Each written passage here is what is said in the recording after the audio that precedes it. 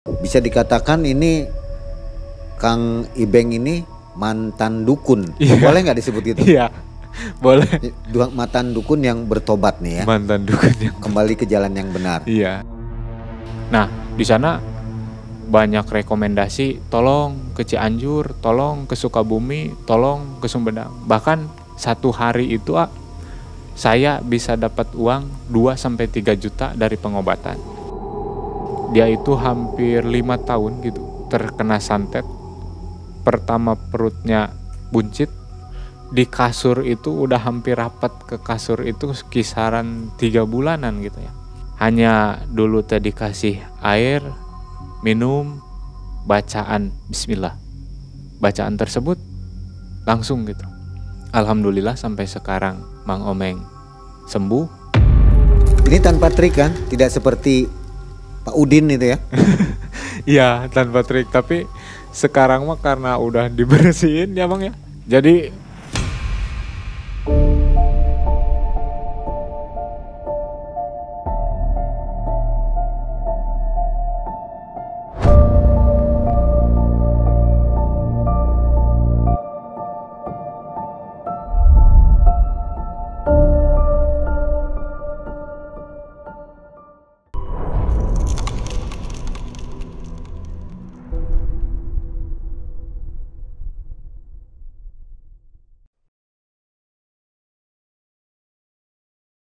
Assalamualaikum warahmatullahi wabarakatuh. Waalaikumsalam warahmatullah. Selamat malam Sobat MM.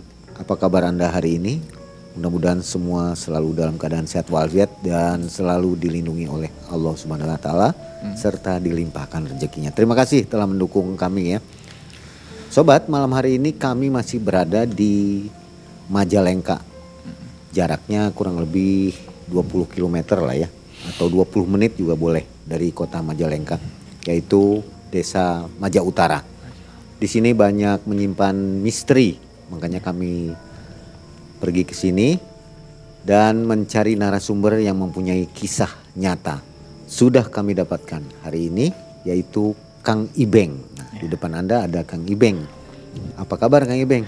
Alhamdulillah sehat Mang. Sehat ya? Sehat. Kang Ibeng ini profesinya apa sekarang? Kalau sekarang saya jadi guru honorer Mang. Di Bidang sekolah apa nih? swasta ya. Mata Dulu pelajaran apa? Mata pelajaran saya pegang sejarah, prakarya sama akidah akhlak. Wah, ini karena ini seorang guru ya. Iya. Artinya berceritanya pasti keren nih. Mudah-mudahan. Mudah-mudahan keren ya.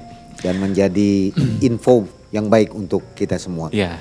Tapi sebelum kita mulai, saya mau tanya dulu nih. Yang mau diceritakan itu tadi adalah ngelmu. Iya. Menuntut ilmu goib tanpa guru. Tanpa guru. Wah, ini luar biasa nih. Memang zaman sekarang lagi lucu-lucunya hal seperti ini ya. Ilmu tanpa guru. Seperti video kita yang sebelumnya juga ada nih. Seorang anak muda yang menuntut ilmu dari Google. Yang hasilnya bisa Anda nonton lah. Iya, Videonya ada di atas. Iya. Kang Ibeng, Iya. sebelum mulai ada sedikit oleh-oleh dari Malam Mencekam. Mudah-mudahan berkenan. Ya, alhamdulillah. Nah, ini untuk dipakai oleh Kang Ibeng ya. Ya, Wah, seperti luar ini biasa kaosnya. ini. Makasih. Buat kenang-kenangan ya. Ya. Untuk sobat yang ingin memiliki kaos MM juga boleh. Silakan baca di deskripsi untuk menghubungi admin. Ada 11 desain yang bisa dipilih. Silakan pilih yang mana. Baik, Makasih banyak. sama-sama. Kita akan mendengarkan kisah dari Kang Ibeng. Tapi sebelumnya lagi nih ya. Kang Ibeng ini adalah seorang YouTuber. Waduh, ini punya channel YouTube juga nih. Apa nama channelnya? Nama channelnya Ibeng Suribeng. Tentang apa nih? Kalau dulu memang kita upload itu tentang penelusuran misteri, penelusuran makam-makam keramat. Cuman karena memang kesibukan yang luar biasa nih Mang ya. Jadi channel saya vakum di dunia misteri. Kita pindah ke dunia peternakan sama pertanian gitu. Oh iya. Iya. Jadi goibnya goib ayam nih. Iya, jadi goibnya ke ayam gitu Mang. Tapi berhasil mudah-mudahan ya. Mudah-mudahan. Silakan kepoin channel YouTube-nya Ibeng Suribeng pakai K. Ya, pakai Kak Ibeng Suribeng. Kita dengarkan kisah dari Kang Ibeng, kisah nyatanya yang terjadi mulai di tahun 2013 yang hasilnya sungguh mencengangkan. Silakan ceritanya gimana? Iya.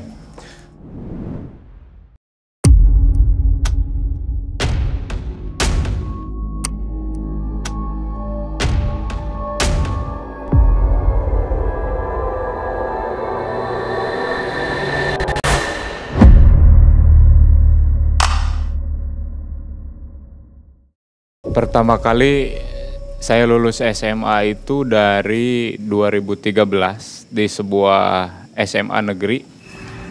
Sama orang tua itu saya ditanya, kamu mau sekolah kemana? Kamu mau lanjutkan kuliah di mana? Udah punya cita-cita belum? Saya bingung di situ, Mang. Jadi saya bingung, ini kita mau sekolah, mau kuliah, mau menggapai cita-cita tapi nggak tahu kuliah di mana gitu.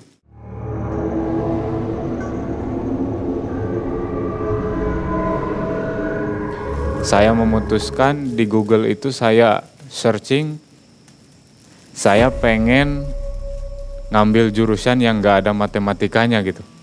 Ya, karena saya sangat suka dengan dunia misteri, dunia hal yang gaib-gaib, saya ngambil jurusan sejarah. Saya memutuskan untuk kuliah di Bandung, di luar kota untuk nambah pengalaman. Nah, ketika di Bandung, saya memutuskan, oke lah, universitas negeri ini cocok. Ini kita ngambil jurusan sejarah saja. Nah, sebelum jauh kuliah, saya suka bertanya-tanya gitu ke orang tua. Bagaimana ini ketika keluar kota, apakah ada bacaan-bacaan tertentu atau ada puasa-puasa tertentu enggak ini untuk nanti jaga-jaga gitu.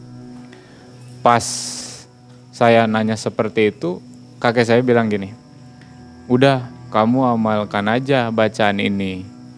Otomatis karena saya senang dengan dunia misteri gitu ya, saya bacaan ini saya ambil, terus saya bacakan itu melakukan wirid. Nah, wiridnya ini memang simpel. Kalau boleh disebutkan, memang ada sedikit jangjawokannya gitu. Jadi antara perpaduan dari Al-Quran, bahasa Jawa sama bahasa Sunda. Ketika diamalkan, oh ternyata energinya seperti ini. Ada reaksi gitu ke tubuh itu. Setelah itu mungkin aura tubuh saya itu udah terbuka. Saya berangkat ke Bandung. Karena dari SMA yang ada di wilayah Maja saya pergi ke Bandung itu gak ada teman, di kosan saya sendiri. Nah, di sana mulai. Karena memang kata orang tua, ini bacakan saja, jangan pakai puasa. Oh, ini pantangan mungkin dari orang tua saya gitu. Ketika pantangan dari orang tua, yang seharusnya jangan saya langgar, itu saya langgar. Karena penasaran, yang namanya anak muda gitu ya. Pertama ngekos di Bandung, saya sendiri. Terus penasaran, ini kita cobalah habis sholat maghrib, kita dikir sampai isya. Setelah dikir sampai isya, kita rehat dulu sejenak, makan, minum. Kita lanjut lagi dari beres isya sampai jam 10 malam. Memang bacaannya luar biasa gitu. Malam pertama itu nggak ada reaksi apa-apa, hanya getar-getar sedikit tubuh. Malam kedua saya masih penasaran, itu terus diamalkan lagi sama seperti malam pertama dari beres isya sampai jam 10. Di malam ketiga ini mulai agak goyah gitu.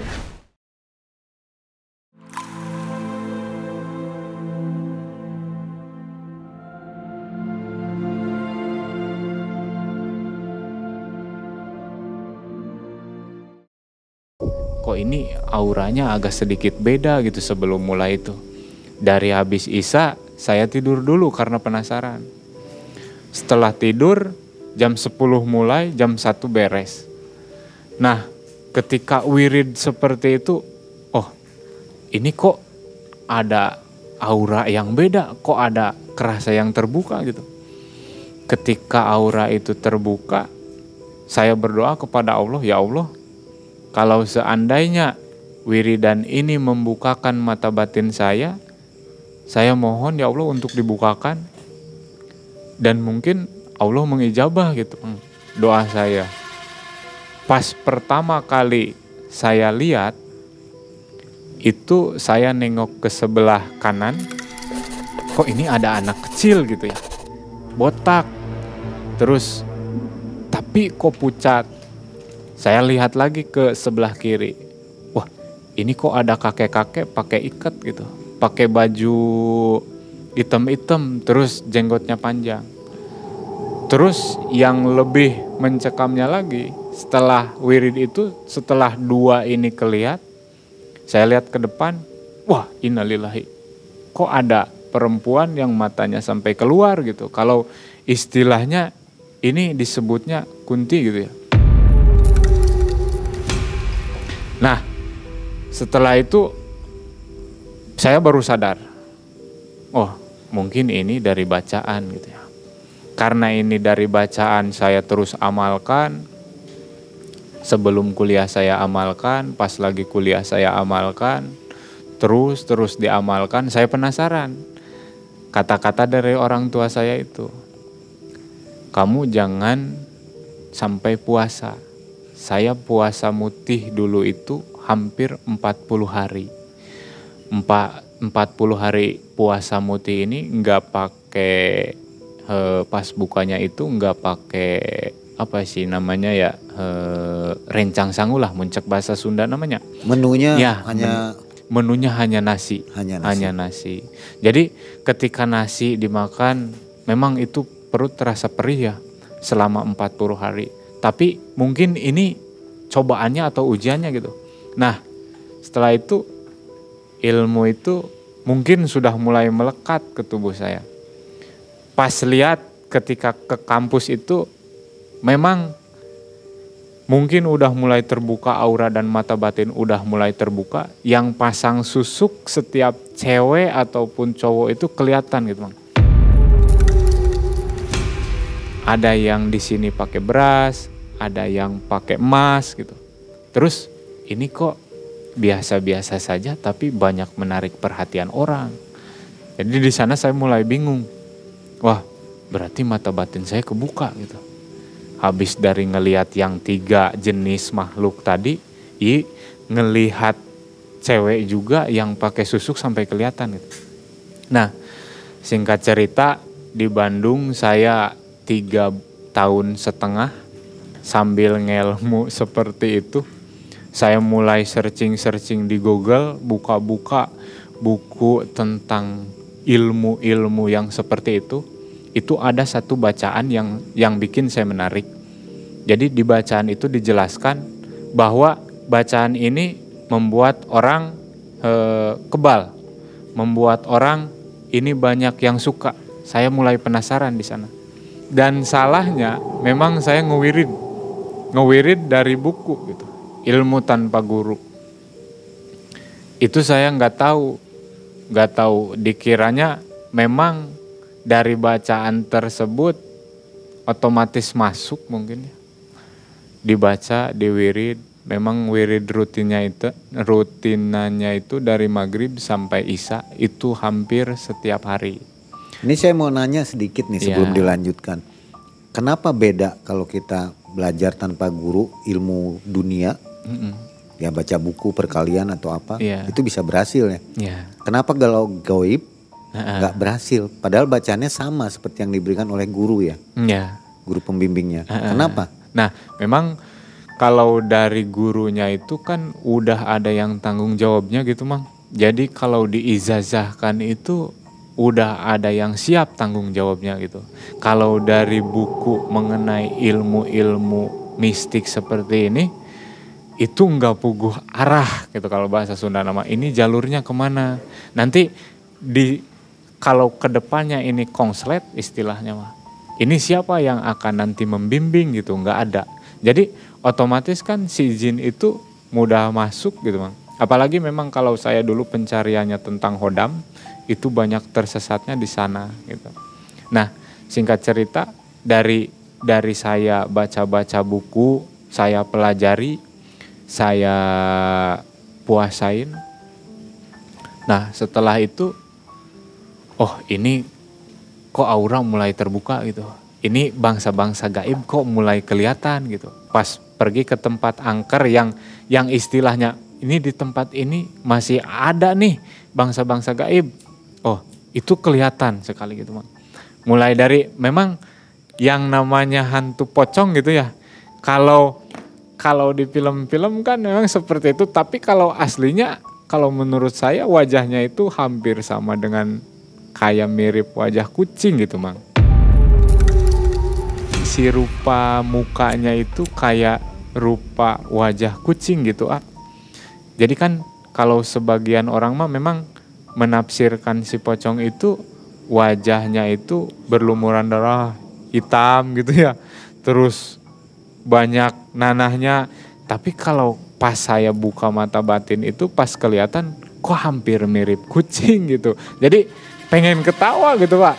Ya lihat makhluk-makhluk ini, tapi memang karena udah terbiasa mungkin ya.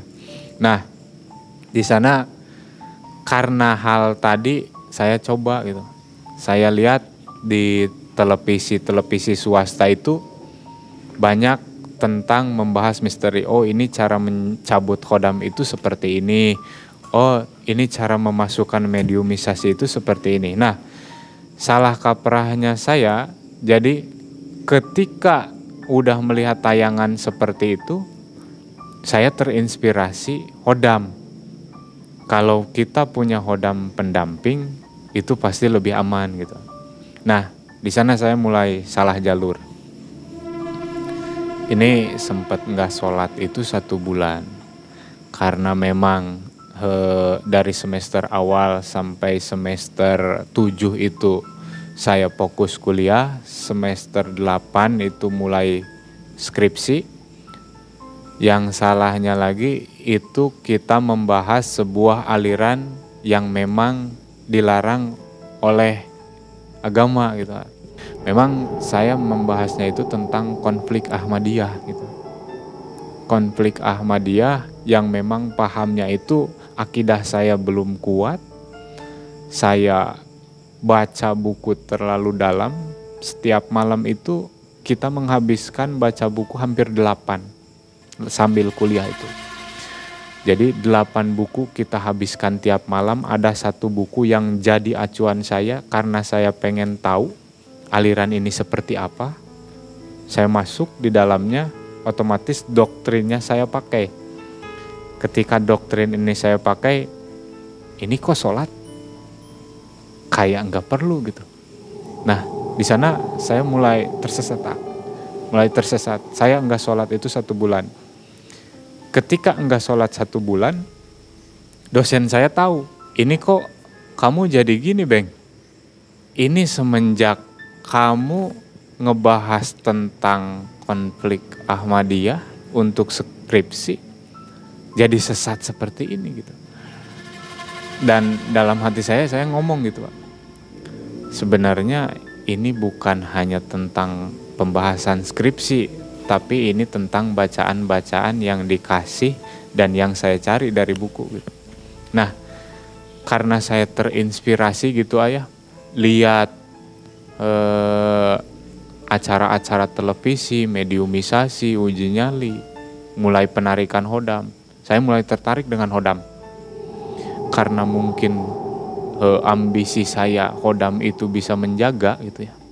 Ini tujuan langkah ketika udah punya ilmu khodam itu, kita rejeki itu meskipun kuliah banyak. Bukan hanya dari orang tua. Tapi saya udah memberanikan diri untuk mengobati orang yang kena santet gitu. Jadi dijadikan pacuan utama itu khodam gitu. Saya lupa sama Allah. Kalau yang ini mantra dari sendiri atau dapat dari pembimbing? Kalau yang khodam ini mantra sendiri, dapat dari buku. Memang dari hasil ngelmu, disebut bahasa Sunda namanya. Dari ilmu-ilmu tersebut, pertama saya sangat suka itu dengan cewek yang sekelas sama saya waktu kuliah gitu.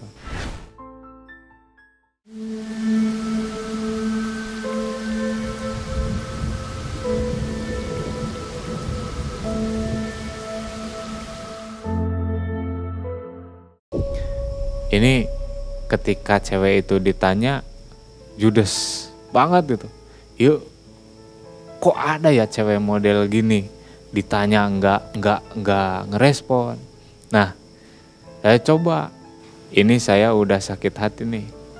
Ini cewek cantik, tapi saya dicuekin gitu. Pertama saya hisap asap rokok, kita ajak ngobrol, itu hanya ditiupkan saja. Dan ternyata, oh ada respon yang menarik nih.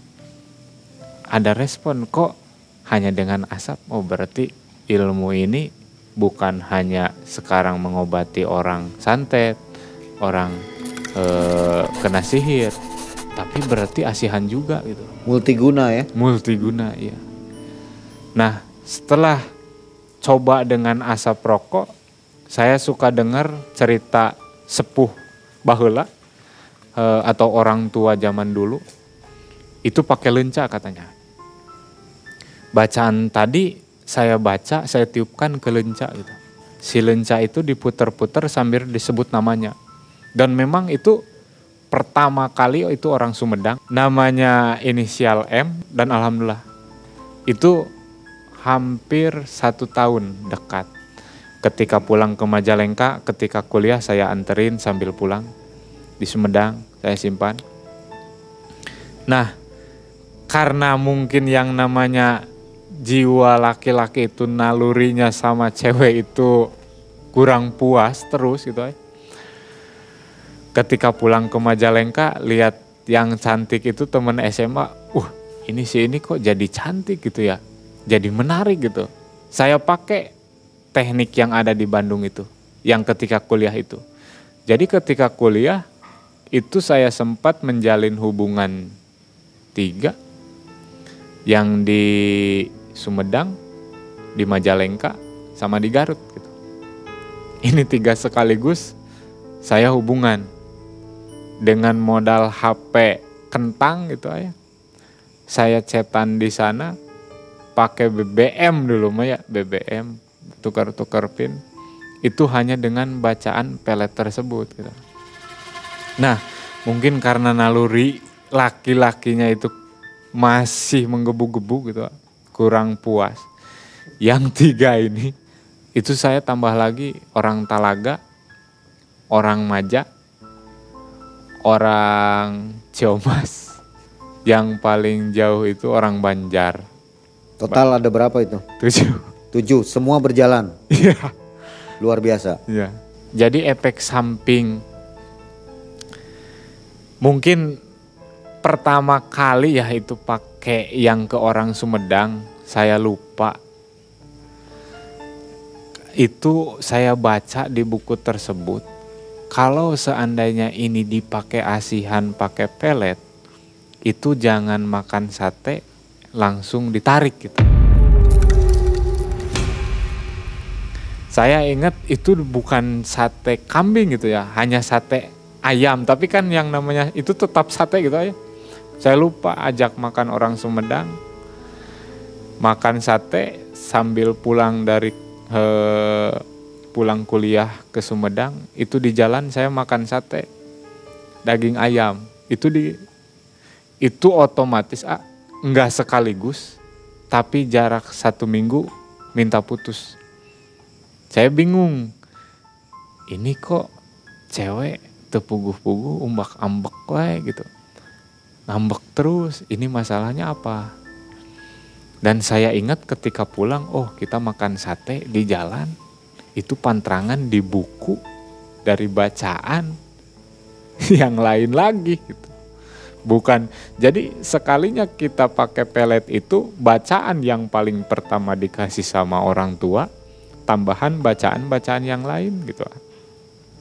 Nah, selain menarik peletnya itu dari asap rokok dan lenca tersebut, saya itu yang sering digunakan itu pakai gula pasir.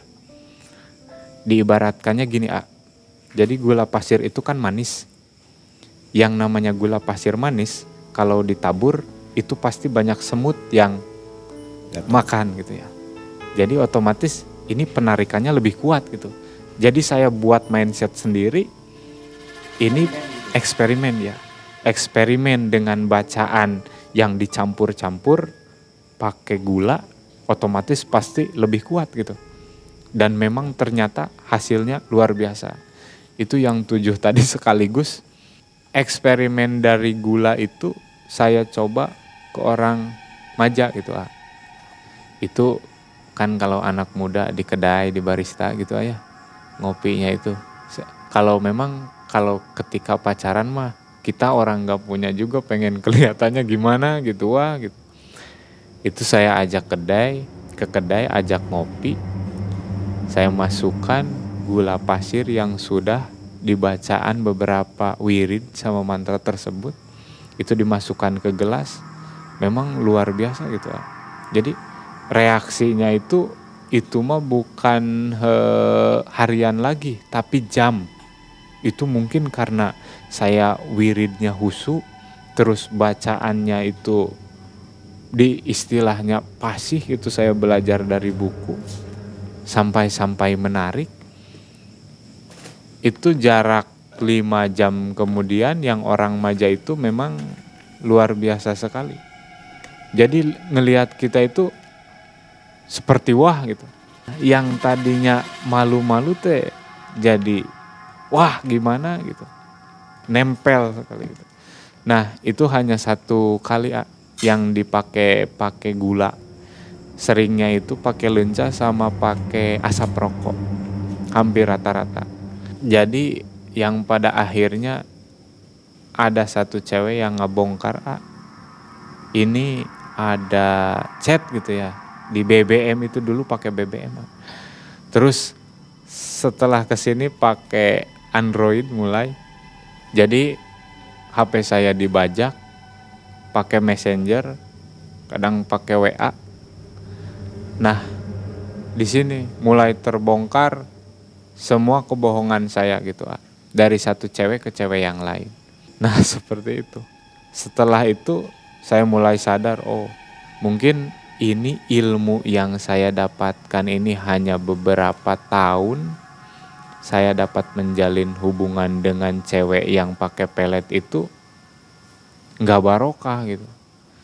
Sampai-sampai memang ketika menarik ceweknya itu mudah, hanya hitungan jam dan hari gitu. Tapi setelahnya itu yang bikin saya sakit hati gitu. Oh benar. Jadi sama sekali saya mempermainkan hubungan dengan cewek ini, dengan cewek ini, dengan cewek ini disekaliguskan. Ini kalau saya rasakan sendiri, kalau saya yang jadi cewek itu udah benar-benar cinta sama saya gitu ya. Terus saya permainkan hatinya, mungkin sakit. Nah, di sana saya mulai sadar, ini cewek kita tinggalkan dulu, tapi pengobatan masalah santet itu masih berjalan, Mang. Meskipun saya banyak cewek gitu ya. Nah, selepas dari itu, ketika kuliah saya mengobati itu bukan hanya daerah Bandung, tapi Cianjur, itu jadi pengalaman berharga saya. Jadi ketika saya ngelmu, memang ada beberapa orang yang saya tarik gitu. Yang saya bimbing, namanya Didi. Didi ini teman saya, partner sama Aris, 3 orang. Setelah lulus kuliah pergi ke Majalengka, saya mengobati orang di Subang, di Garut, 2 ini. Dan ini ilmu tentang mistisme Garut ini sangat luar biasa gitu ayah. Sampai-sampai ketika pulang itu langsung tumbang gitu. Itu imbasnya itu cepat gitu ilmu. Jadi ketika kita ngobati orang kena santet, kalau di sana kita nggak apa-apa, tapi pas pulang ke Majalengka itu langsung lemas. Semua badan itu lemas. Ketika udah lemas, itu pikiran itu kok ini selalu teringat di sana gitu. Nah, ada ilmu yang semacam ini gitu ya. Nah, karena memang dulu masih penasaran, ini masih ada nih yang bisa ngalahin ilmu kita gitu ya. Kita cari lagi terus. Ini yang menarik itu bukan hanya kajian dari kitab, dari buku, dari Google, dari YouTube, tapi kita pergi ke makam keramat. Penelusuran makam keramat, nyari ilmu itu, kita wirid, kita tidur di sana. Ya, tirakat. Jadi lewat mimpi gitu. Jadi ketika mimpi di makam ini, itu kita ambil. Itu bacaan itu selalu ada gitu. Bacaan yang dari pertama orang tua kasih itu selalu ada muncul. Nah, setelah itu ada lagi Asma al-Husna, apa gitu kelanjutannya. Itu saya amalkan, saya kolaborasikan, di sana semakin kuat tingkatan ilmunya. Kalau istilahnya ilmu itu kan memang sekarang kita di tahap ini ada level-levelnya mungkin ya. Nah, saya makin terinspirasi lagi sama Khodam, kita perbanyak Khodam A. Jadi dulu kan terbuka gitu mata batin itu. Oh, ini di sini ada nih, kelihatan ada macan putih atau apa. Kita tarik, kita masukkan. Kita tarik, kita simpan di barang. Nah, itu otomatis ketika kita narik itu Khodam, dimasukkan ke barang, itu kita mulai sesat lagi ya. Jadi kita otomatis kan percayanya sama Khodam, nggak percaya sama Allah gitu. Jadi ini Khodam ini nih yang membantu kita untuk pengobatan, yang membantu kita jaga-jaga diri kita gitu.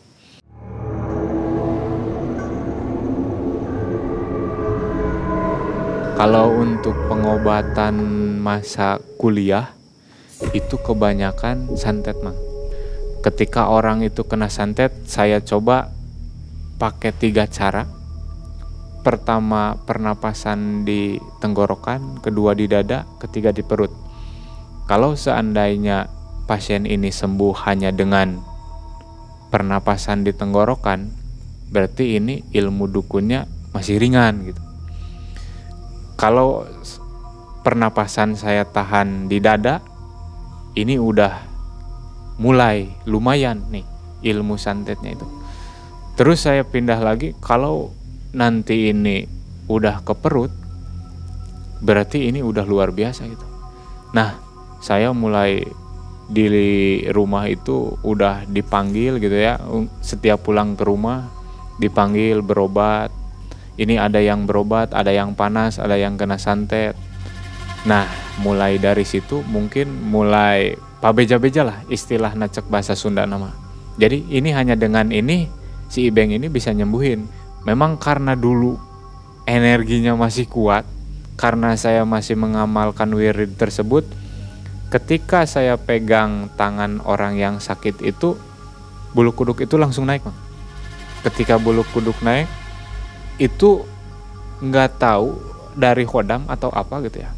Ini penyakitnya cara nyembuhinnya seperti ini, cara buangnya seperti ini, cara nariknya seperti ini gitu.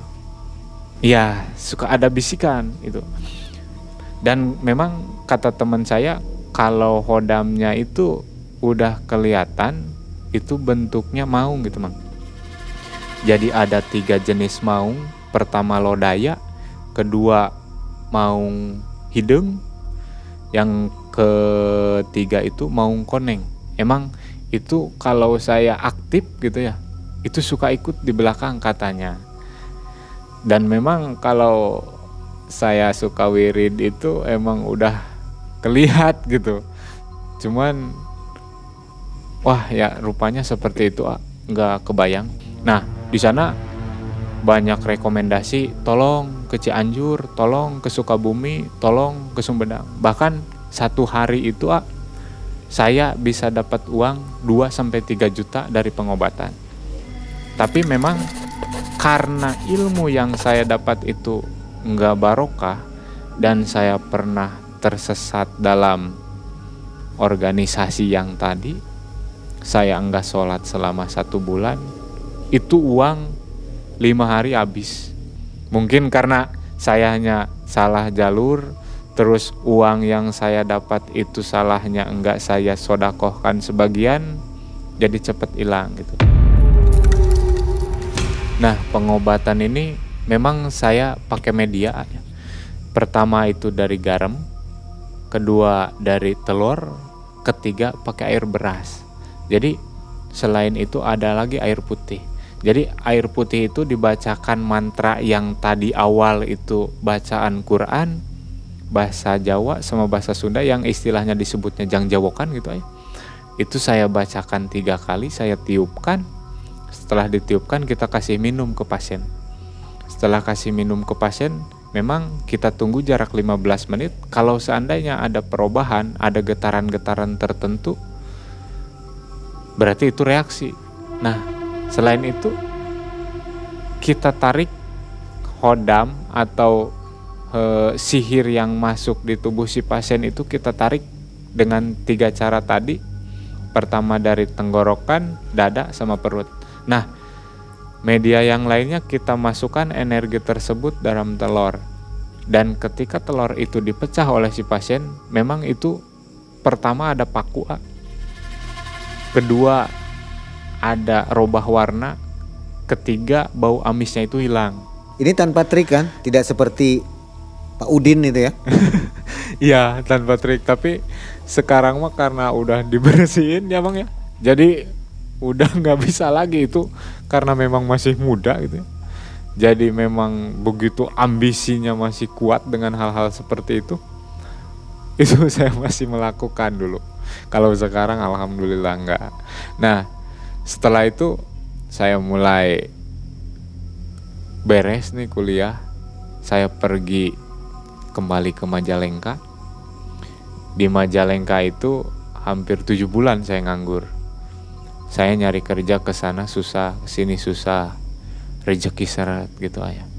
Tapi pengobatan itu terus berjalan selama 7 bulan itu. Uang terus terima ya? Uang terus terima, itu ngalir dari pengobatan tersebut gitu.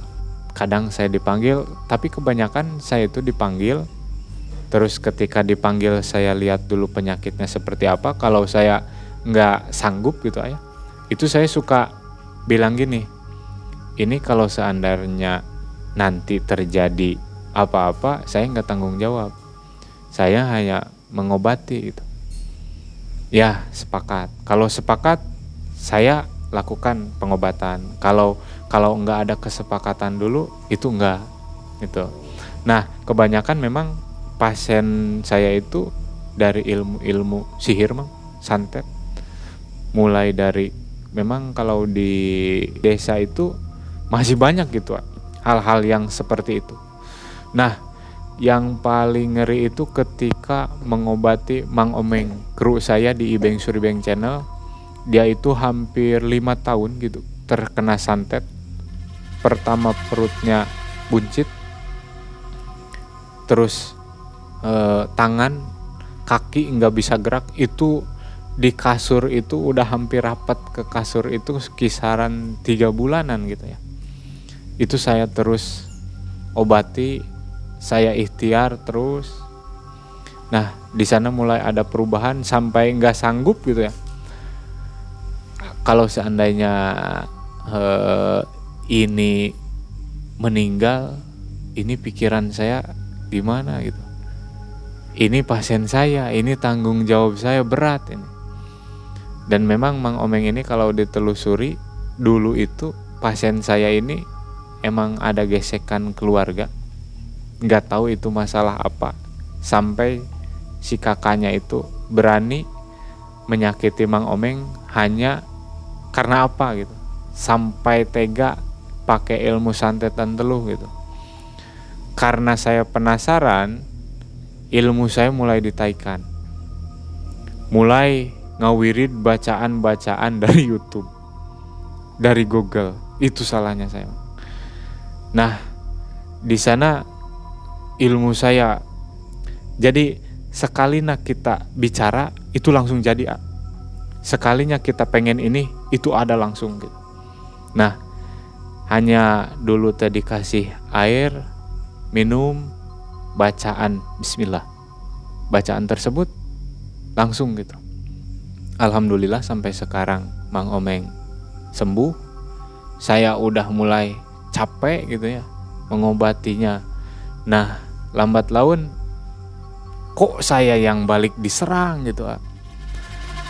Sampai kurang lebih 7 bulan saya itu pertamanya itu apa ya istilah bahasa Sundanya? Cenang. Jadi bisul-bisul kecil gitu. Ini kok kulit itu bisul-bisul kecil kayak gini. Saya obati pakai salep kok nggak robah, masih terus gitu.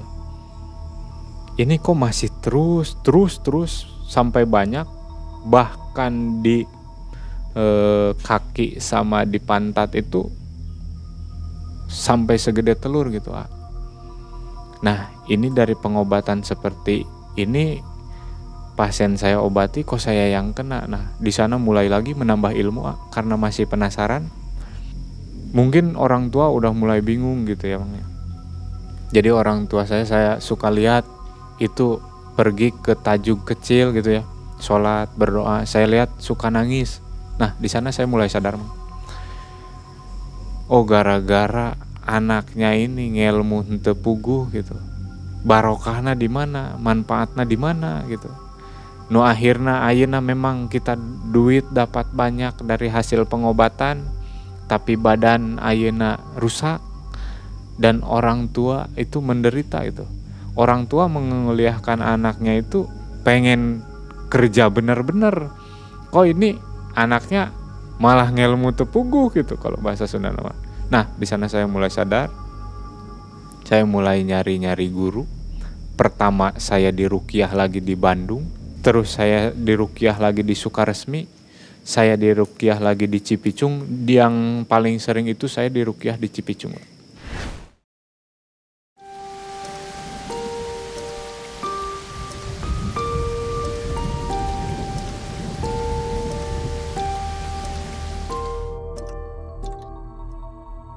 Ya, berkali-kali. Jadi saya mulai capek gitu.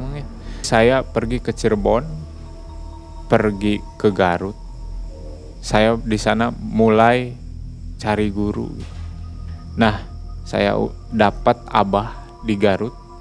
Di daerah Maja saya ada 2 orang. Di daerah saya juga ada 1 orang. Di Cirebon ada. Jadi guru saya kurang lebih 7 orang. Setelah itu saya mulai sadar. Sebelum jauh kesadar, memang hidup itu hampa gitu, Mang. Kan banyak dulu batu ali, Mang. Batu ali sama keris-keris itu ya banyak. Karena memang kalau lagi proses penyembuhan itu suka ada aja, Jang ini bawa kanggo naon Pak, cek bahasa Sunda mah. Sok we canda. Ini ambil, simpan. Nah, jadi dikumpulkan sampai batu ali itu 1 keler. Saya buang batu ali tersebut karena saya mulai sadar. Semua keris saya buang. Nah, di sana mulai ketemu titik terang hidup itu. Tapi sebelumnya banyak uang kan? Mengobati dapat uang. Iya. Selalu masih? Selalu masih. Kenapa nggak di-manage dengan baik? Iya, itu salahnya. Jadi apa memang nggak bisa? Meskipun di-manage dengan baik, tapi nggak tahu kebarokahannya itu di mana gitu. Iya, uang panas. Jadi selalu habis. Ini uang banyak, pengobatan sering, tapi uang kok nggak ada yang nyisa gitu. Sampai sekarang ngasih ke orang tua aja nggak bisa meskipun uang banyak gitu. Ini barokahnya di mana? Nah, mulai sadar itu di sana. Saya mendirikan majelis dzikir karena udah mulai sadar. Semua tim yang ikut ngeplog dulu ya, emang dari dulu di Ibeng Suribeng channel itu kita rutinan wirid. Wiridnya itu kita mulai dari hadoro, terus bacaan tahlil, sama asmaul husna, sama ada bacaan-bacaan sholawat. Terus yang paling sering kita amalkan itu simtuduror. Setelah itu mulai sedikit terbuka, saya kerja. Alhamdulillah itu dapat kerjaan itu dengan mudah. Saya masih ingat Mang, penjelasan dari guru saya yang di Sukaresmi.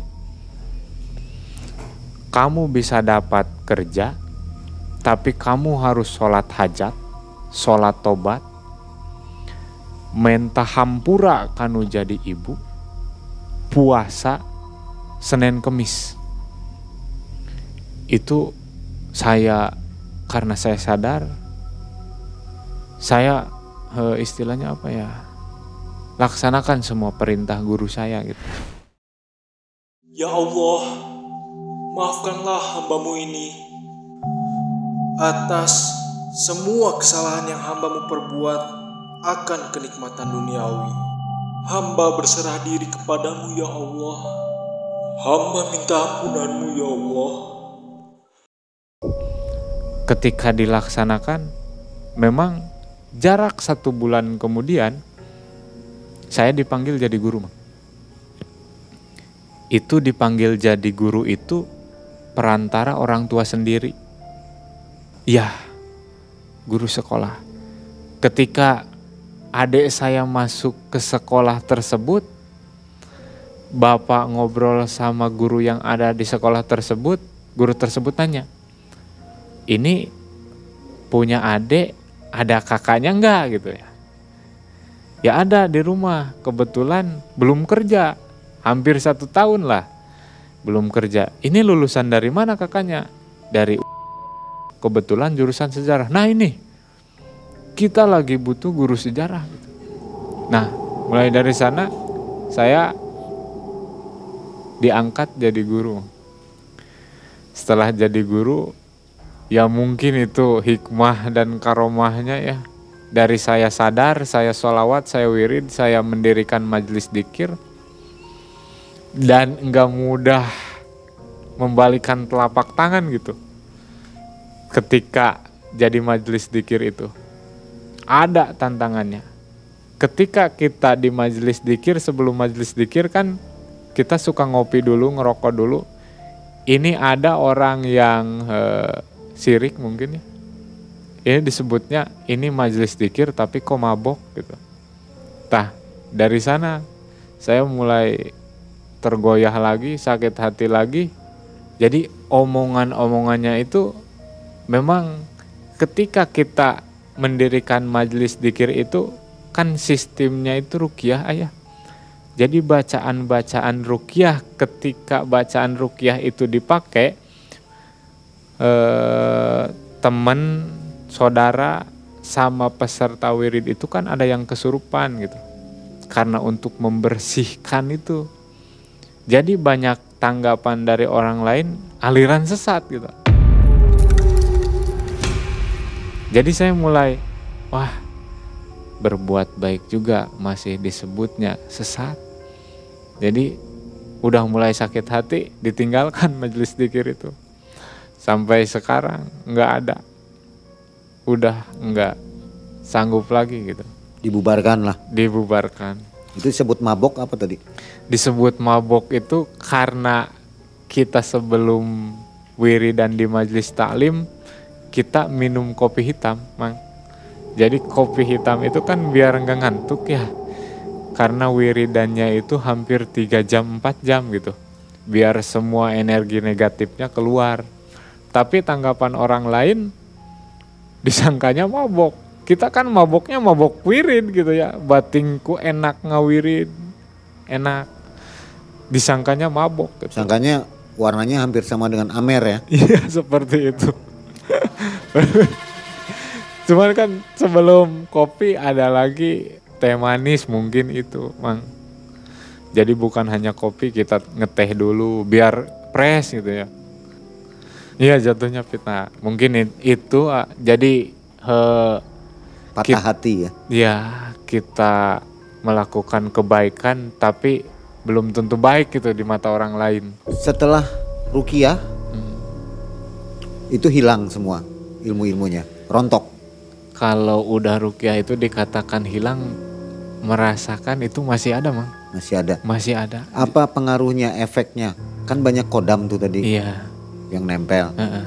Ada efeknya nggak setelah diruqyah? Mungkin marah Heeh. atau jadi sakit gimana? Heeh. Dulu itu setelah diruqyah tubuh itu merasa ada yang hilang gitu, Mang. Ada yang kurang. Pertama kali ngawirid dapat ilmu itu kita asa teu napak muncak bahasa Sunda nama. Dan setelah kita diruqyah dari ilmu-ilmu tersebut ada yang hilang, jadi jalan kaki juga asa melayang. Ini kok ada yang kurang gitu. Mungkin karena efek ruqyah tadi bersih gitu ya, kembali ke normal. Rezeki kembali lancar lagi karena ruqyah tersebut dibersihkan semua. Tapi istilahnya seperti kertas yang sudah dicoret seperti awal tadi, itu masih ada bekasnya gitu. Jadi kalau merasakan energi negatif itu masih ada. Masih bisa. Masih bisa. Terus kalau sekarang masih pengobatan itu alhamdulillah gitu. Cuman kita muncek bahasa Sunda nama nyumput buni di nucaang. Jadi kita bisa tapi semampu mungkin tahan gitu. Udah tidak ada gangguan dari jin-jin lagi, kodam untuk mengajak yang tidak benar? Ada nggak godaan di situ? Kalau masalah godaan itu alhamdulillah udah hilang ya? Udah hilang. Bisa dikatakan ini Kang Ibeng ini mantan dukun. Iya. Boleh nggak disebut gitu? Iya. Boleh. Mantan dukun yang bertobat nih ya. Mantan dukun yang kembali ke jalan yang benar. Iya. Artinya bukan dukun semua jelek. Iya. Dukun tuh bagus, ada dukun beranakan, Iya. itu juga dukun yang baik. Tapi kalau Kang Ibeng ini mantan dukun. Mantan dukun. Boleh saya sebut seperti itu? Boleh. Enggak apa-apa. Mudah-mudahan nggak ngambek ya. Baik. Kalau untuk pesan ini apalagi generasi muda sekarang ya, memang saya pernah baca dari buku sejarah bahwa zaman modern itu akan kembali lagi seperti ke zaman dulu, bahwa mistis itu akan kembali tenar gitu. Dan sekarang itu udah terbukti mistis itu kembali tenar. Dan ini membuat menarik generasi-generasi tahun 2022-an bahwa hal-hal mistik itu pasti bakal tenar lagi, membuming lagi gitu. Nah, ini kebanyakan pasti nanti penasaran dan nyari ilmu. Nah, jangan sekali-kali lah. Udah saya coba dulu, udah tahu dulu rasanya gimana, dan itu menyesalnya luar biasa. Mending ayeuna mah muncak bahasa Sunda nama langsung ibadah itu sama Gusti Allah. Kalau kita langsung sama Allah, pasti lambat laun diijabah. Kalau enggak di dunia, ya nanti di akhirat. Nyaman mana waktu dalam keadaan banyak cewek dengan keadaan sekarang? Kalau nyaman memang nyaman sekarang. Nyaman sekarang meskipun pada waktu itu banyak cewek kan? Iya, cuman kalau masalah dalam segi ibadah itu nyaman dulu, Mang. Kalau ibadah sholat itu karena mungkin yang saya kejar itu ilmu ya. Jadi naikkan level ilmu itu lebih khusyuk ibadahnya. Kalau sekarang kok ini meskipun udah bersih gitu, kok mikirnya ekonomi gitu. Seperti itu. Ngambang. Masih belum agak stabil gitu. Harusnya ilmu itu diambil ya. Ilmu khusyuknya harusnya diambil sekarang. Ilmu khusyuknya diambil sekarang. Baik. Kang Ibeng, yeah. Kisah yang sangat menarik dan menginspirasi untuk kita semua. Yeah. Jadi untuk sobat ambil yang baiknya dan buang yang negatif ya. Jangan ikuti ilmu-ilmu dari Google tanpa pembimbing atau guru. Kita akhiri kisah dari Kang Ibeng dari Majalengka. Akhir kata Mang Ei dan tim ucapkan Assalamualaikum warahmatullahi wabarakatuh. Waalaikumsalam warahmatullahi wabarakatuh.